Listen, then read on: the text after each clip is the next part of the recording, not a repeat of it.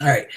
Good evening, everyone, and welcome back to not other Robert to RandJReviews. I am Robert, that is aka R.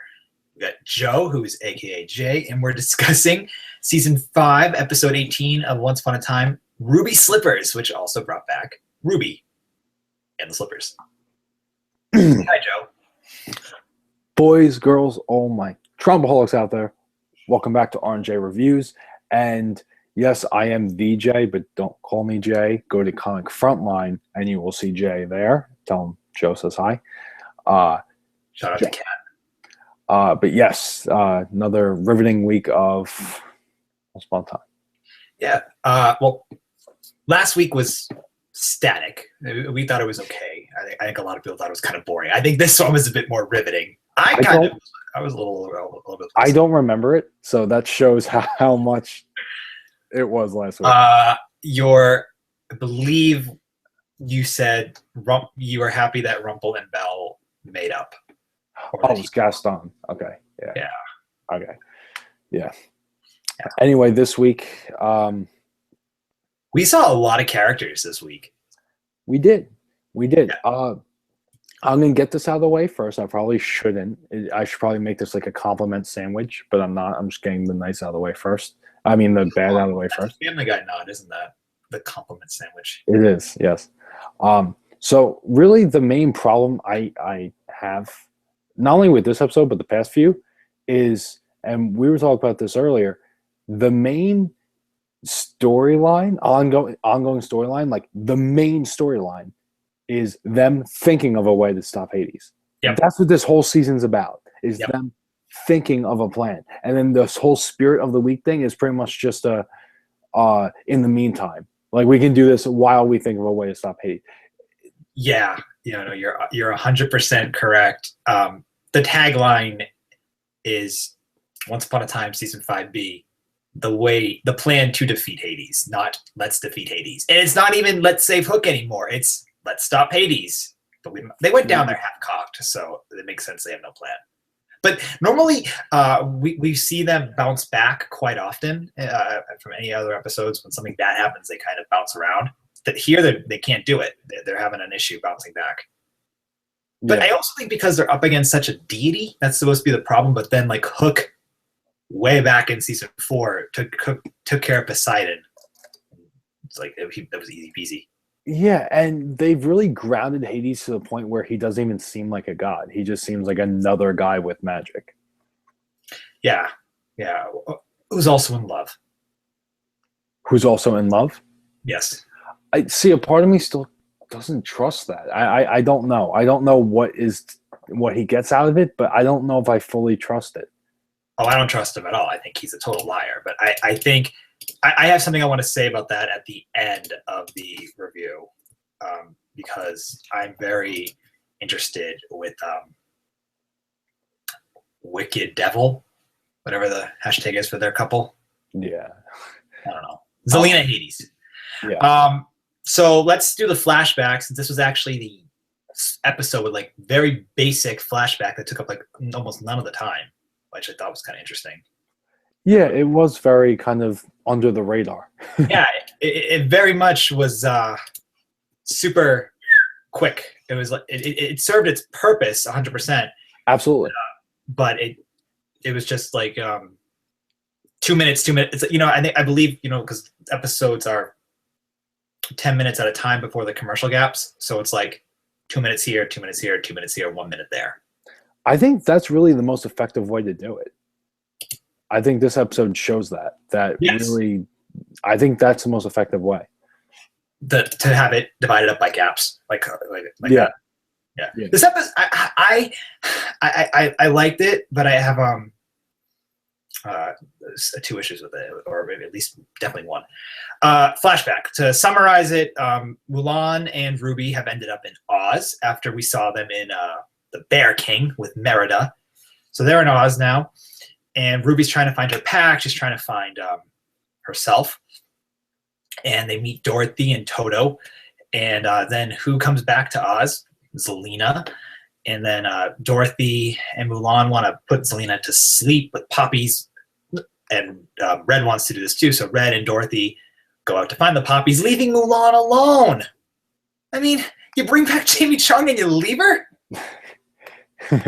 Yeah, it was pretty much like, look who's back. Ha ha ha, never mind.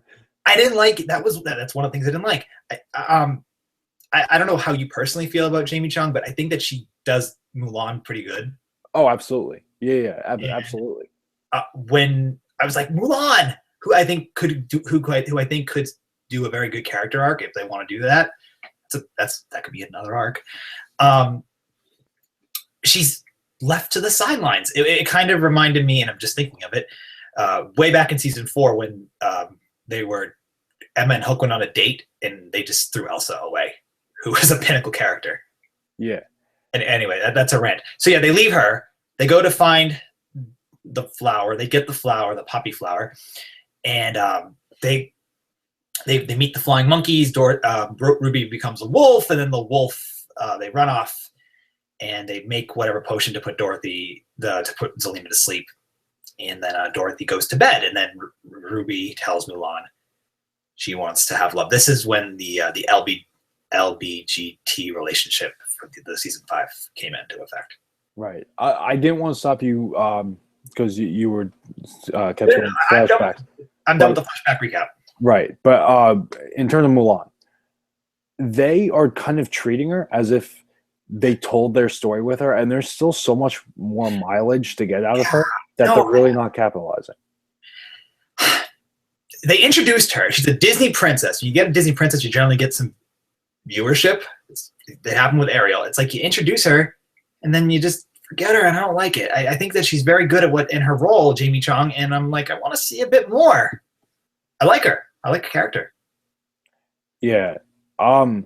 Dorothy, we're seeing more and more of Oz, which is so interesting because we're seeing more of Oz now than we did in season 3. Yep, I actually like it. I always like the Oz sets. I always like when it gets Palace.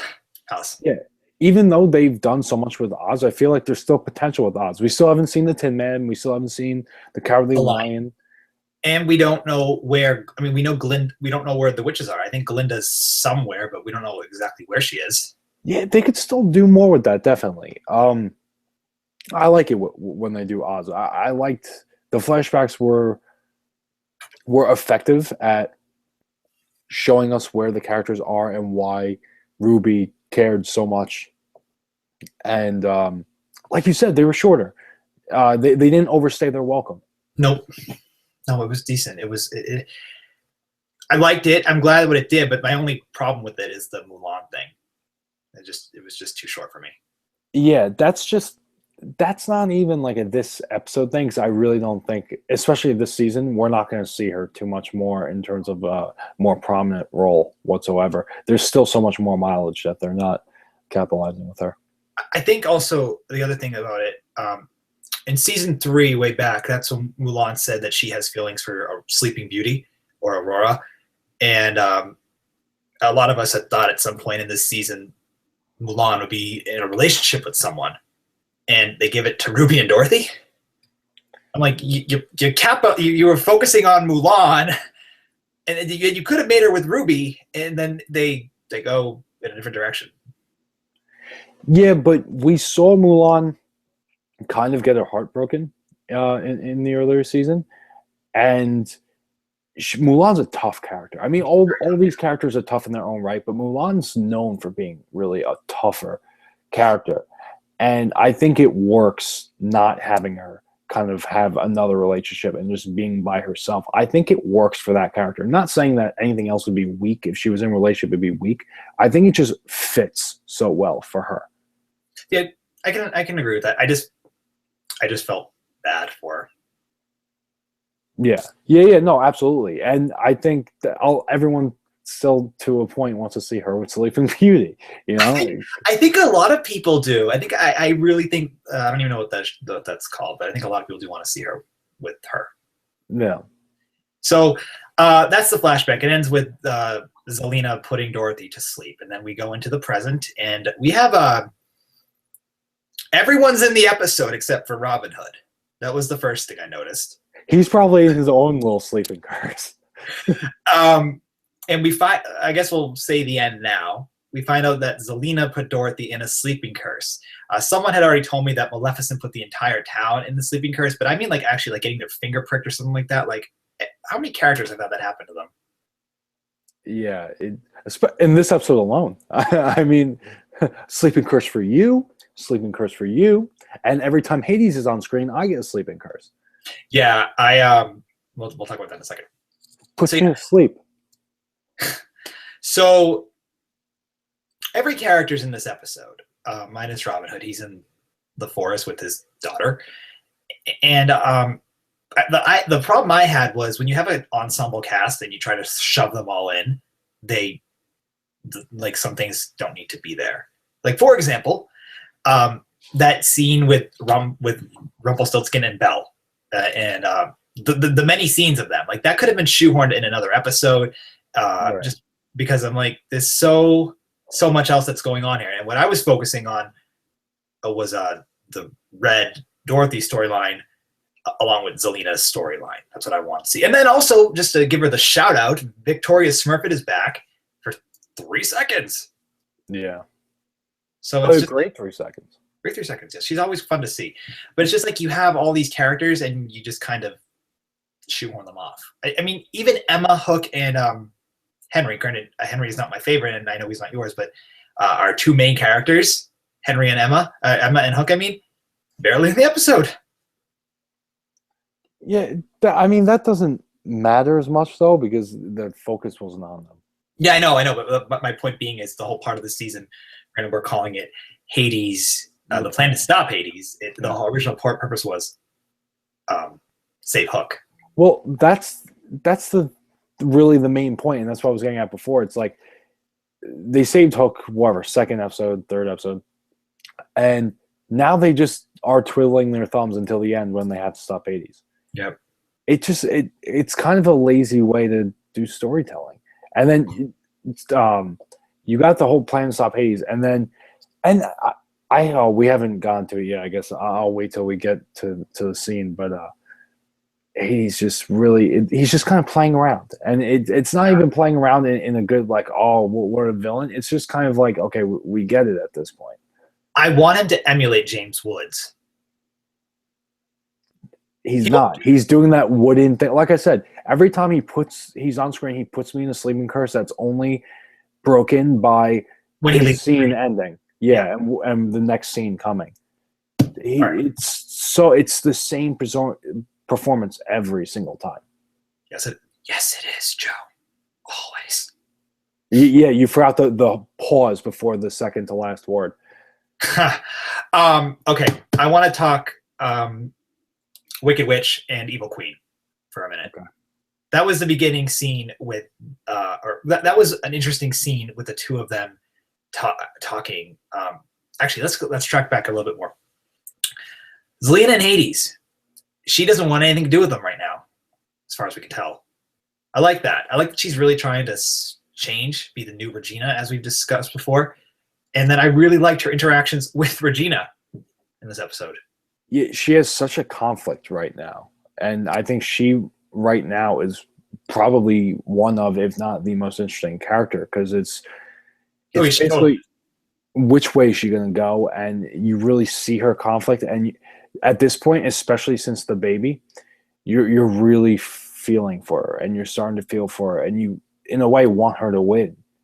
Yeah, my thought is, don't make her become a hero. Make her become like an anti-hero who might come in at the last minute to stop something bad from happening.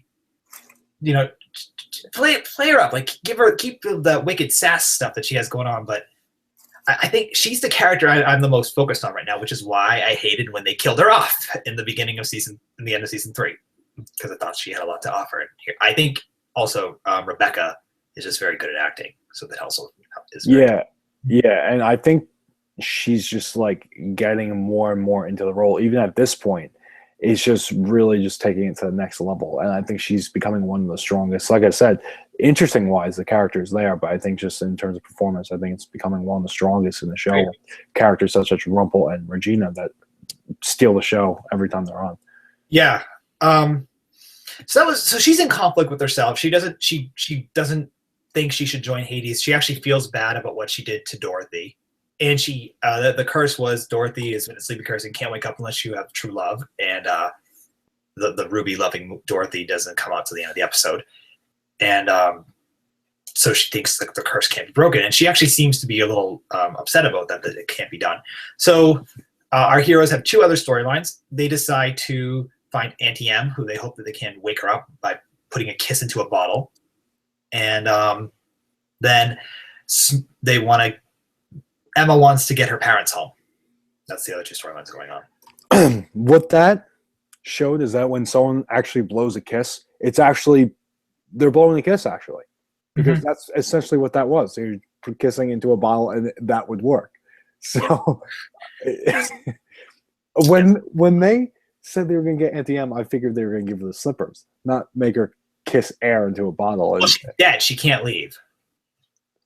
Yeah, but I mean, does that really kiss a bottle? I mean, I have no idea because guess what? Auntie M melted thanks to Hades. Which I think, as much as I make fun of Hades, I think that was one of, if not the strongest scene with him. Because even though I've been saying he's been doing the same thing, that kind of took it to a new kind of level. Not acting wise, he was exactly the same, but in terms of the character. Well, it's like he came to at the end of the episode. He said, "I was doing this to make you happy," to Zelina, and I still can't figure out. He's clearly trying to make her happy. He's trying to change her life, I guess, but I feel that he has to have some other ulterior motive to this. He's trying to get her trust. I don't even think the character. I can't believe we're buying into the soap opera aspect. I don't think he's gonna buy into it. I don't think he loved it. No, he wanted. I think she was right in 2 episodes ago when she rejected him. I'm pretty sure she was right to do it because he's the Lord of the Dead. In this show, he's perceived to be evil. Granted, she's wicked, but she's also quite perceptive. So I'm going to give her that. So yeah, they were going to try to figure out how to wake up Auntie M. And then to quickly note the other thing is Emma, after this point, wake up Dorothy, I said. Emma wants her parents to go home, but because they're Mary, Margaret, Regina, and Emma's names are on the slabs, they can't leave. But because Hook can change the slab with his hook, he can remove it. And what's he do? He removes Mary Margaret's name with his hook and then writes Prince Charming. You had a comment about that, though. It was just so funny. It looked like scribble. It looked like a 5-year-old with a piece of chalk. Well, look, I agree with you, but try to take a hook and do that. I know, but look at it. It's so bad. It's so bad. There's no getting around it. I was expecting the D to be the other way, just the name to be completely just written backwards. Yeah, like a child first learning the alphabet. Yep, that's exactly what it is. So that was that storyline. It ended, and more or less, there was some great scenes where Zelina said to Regina at first, "Give me my baby, and I'll give you the ruby slippers." And then Regina was like, "No, just give me the shoes." And Zelina does it. So we have her moving her character up. Ruby puts on the shoes because Ruby admits to Snow White that she loves Dorothy. And then, like we said, Hook changed the name. So Dorothy, Ruby and Mary Margaret go back to Oz, where Dorothy gets woken up by the kiss of true love. And I mean, we knew that was coming. It was kind of predictable in that sense. Good that the show did it. They were hyping up this new relationship for a while. So good they did that. But my issue is you have characters who are alive and whose names aren't on the tombstones. You have a young boy in the underworld. You have a little baby in the underworld. You have a pregnant woman in the underworld. You can't make a little phone call? No, guys, just 2 of us. He has 2 mothers down there. His grandparents are down there, and not one person says, "Oh, maybe you should go with us." Unless the slippers are only a 2-person gimmick. How convenient would that be? That's it. Because there's 2 shoes, it can only take 2 people. 2 people, yeah, one per slipper. Exactly. So unless that's the reason, they made a huge screw up because they really should have taken everyone who wasn't trapped there back. Yeah. So that was that. Like, that bugged me. That bugged me a bit. I guess it's three things that bug me. And then the other thing that we haven't discussed is Rumple and Belle. And Zelina and Belle had a little scene because Belle is terrified of Hades taking her baby. Makes sense. Doesn't want to lose it. Zelina actually offers her advice. She tells her how to stunt the pregnancy and sleeping curse again. Sleeping curse for everybody. Sleeping curse for you. Sleeping curse for you in the TV. Sleeping curse for the audience when Hades comes on screen. Sleeping curse for me because I could use it sometimes when watching this episode. And Belle says to Rumple, "You're not gonna be the one who wakes me up. My dad is." I'm pretty sure that she still loves him. Yeah, that was such an odd. It was such a mean thing to say. Not only me, but the father. I mean, yeah, he's her father. He loves her, but he did some pretty. Yeah, he's kind of mean. His way of showing love is not really what I would say true love is for a father and a child, but whatever. Yeah, so she decides to do that. Pun intended, he's not a charmer. So she decides to do that. And let me just add, no one but Rumpelstiltskin knows that she did that. Yeah. So now he's going to have to tell them what Belle did. No. It's going to be more. Then they're going to pretty much go, "Oh, what an idiot." And then blame him. And then the last part of the episode, because we've talked about this for quite a while, but I think this episode really deserved this kind of scrutiny. Right. Zelina goes to Hades. And this is when we don't know if she's on his side or if she's on her side or on her own side. I think she's a character that's always on her own side. I think so too. I think she's tricking him to some level because in the trailer for next week, she said Barbara Hershey's back, and Cora says to Regina, Zelina's in danger. And I'm assuming that's because she's lying and she's going to get caught. Right. That's all I got. I thought that scene was interesting because she didn't say she loves him. She didn't kiss him. I'm wondering where it's going to go. And that's how it ended. Yep, we'll just have to see. So, very long recap reaction. I think they had too many characters, and I think they used them, but you could have cut some people out. They cut Robin Hood out, but you could have cut out, I think, 4 people. They always cut Robin. It's always like, okay, who's the one guy we can leave out? Just leave out.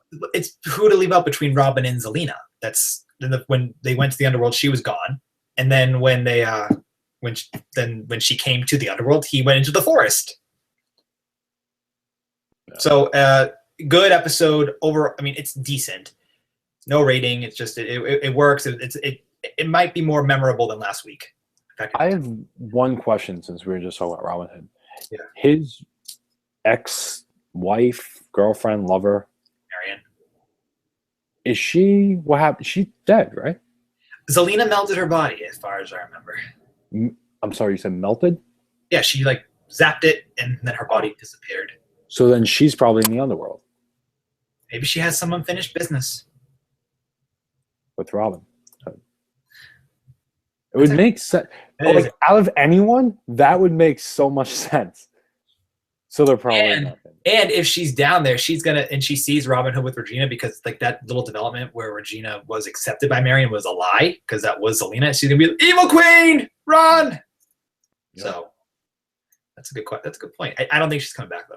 I don't think that's their focus anymore. But see, that would make so much sense. If you're going to have all these one-off episodes, you have freaking Gaston back, but you're not going to have Marion back. Marion would make so much sense.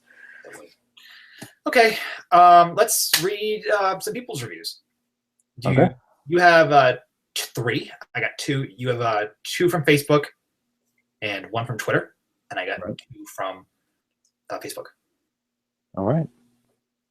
You go first. So then I will go first. From Twitter, we have Sophia saying this review. It's at BG_Sophia.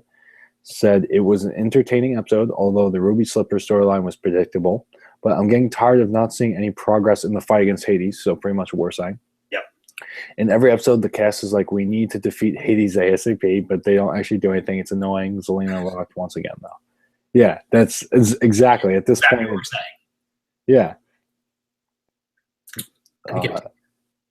What was that? I said I think there was 2 more, if I'm correct. Yep. And then we have on Facebook, Brittany Rumpel Gold Gordon said Belle was very idiotic about what she did. Like I said. Yep. And Kimberly Perez said, I was shipping Red and Mulan for so long, and the direction it went was surprising. Yeah, I kind of saw that coming too, and it didn't come. Mm-hmm. Red and Mulan, I thought that was going to be a thing. That's what I thought would have been the couple. Yeah.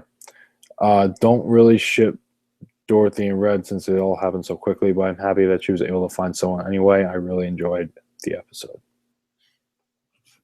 Solid. That's it, right? Yep, that's it. All right, so I got 2. One is from Ryan Thurman. Ryan goes, I think Zelina is trying to change, and I figured that Dorothy and Ruby were going to end up together.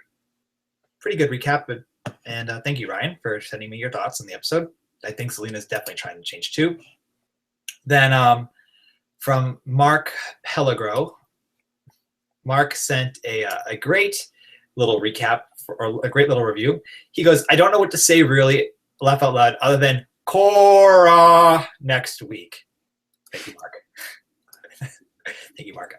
Please tune in next week, and I'll read, hopefully your review is Zelina for the next review. That'd be fantastic. All right, so thank you guys for tuning in. We just have a little announcement to make, and then we're done. Joe, you can leave that. Okay, so we just as part of our Patreon account, which if you guys have not heard, we do have a Patreon now. We'll have it down below. In the description. I actually did throw one in there. Yep, check it out. If not, if you don't even think you're going to, just check out, see what's there. Maybe something will interest you. But we do have someone who has donated, has become a patron. And Rob, would you care to say the name? Sure. I would love to. I would love to say her name as I pull it up. So thank you, Lauren Hughes, for donating to us for the patron. You donated at the $10 tier, so you are going to get a shout out in the video. Lauren Hughes, thank you so much. Thank you. As part of the $10 tier, you guys get a topic video, whatever you want. It could be with Joe and I together on a live stream or an edited video. Just tell us what it is, and we'll pick who it wants to be. If you want like a once upon a time nitty gritty thing, I can do that. Your choice. Really your choice. I'm just shouting out. If you want a Walking Dead one, that's his gimmick. He knows that better than me. Another reward is you guys get to join in the Google Hangout party twice a month. So for all of you out there who want to be on that, we'll do like a Google Hangout chat like this, but it won't be streamed. That's just a $5 donation if you want to check that out, because we'll do that twice. So Lauren, you get to do that with us. And then also we get a follow on, we'll follow you on social media. I just don't know what yours are, Lauren. So just remind me. Yeah. I need to know what they are in order to give you the follow. Yeah. So Lauren, you're going to have to message us, probably on Twitter. Yeah. And just let us know which account you want followed. We'll do it. I just need to know where to go. That as well as the topic video. Yes. What do you want? If you want it live, it has to be here because we're still fighting the copyright strike. But if you want it edited, I can do it on the Robert. Or we can do it there. So that was that. And Joe, you just wanted to kind of explain a little bit more of how the rewards are going to go, like for when we do this stuff. Oh, right. Yes. So because of our schedule right now and how we kind of have things lined up for the rest of the month, we figured it's going to be easier to do it this way, because we are doing the 2 Google Hangouts a month and all those. We are going to be starting the rewards in May. However, if you donated this month, then you will get the rewards in May, and then so on after that. And if you donate in May, then you get the reward in June, and it's going to be going that way. Yeah, I mean, for like actual interactive things, shout outs and follows. Oh, yeah. Absolutely. Yeah, that's what I meant. So yeah, that's it. Thank you so much for checking out our review of the episode. we reacted enough. I can't comment anymore on it.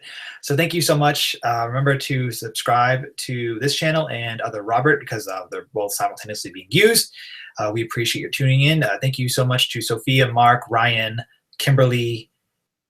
I'm blanking on the other person. I'm so sorry. Joe, tell me her name. I don't look like a jerk. As we wait. Kimberly, Brittany, and Sophia. Brittany, thank you. Thank you, Brittany. Thank you so much for all your reviews. I appreciate it. Sorry for the stumble. So again, tuning in. Thank you, all of you. Appreciate it. To subscribe, this much effort to do so. Yes, I just stole Joe's gimmick. I did. And we will be back to review episode 19, Sisters, on Sunday. And share your thoughts. Bye, guys.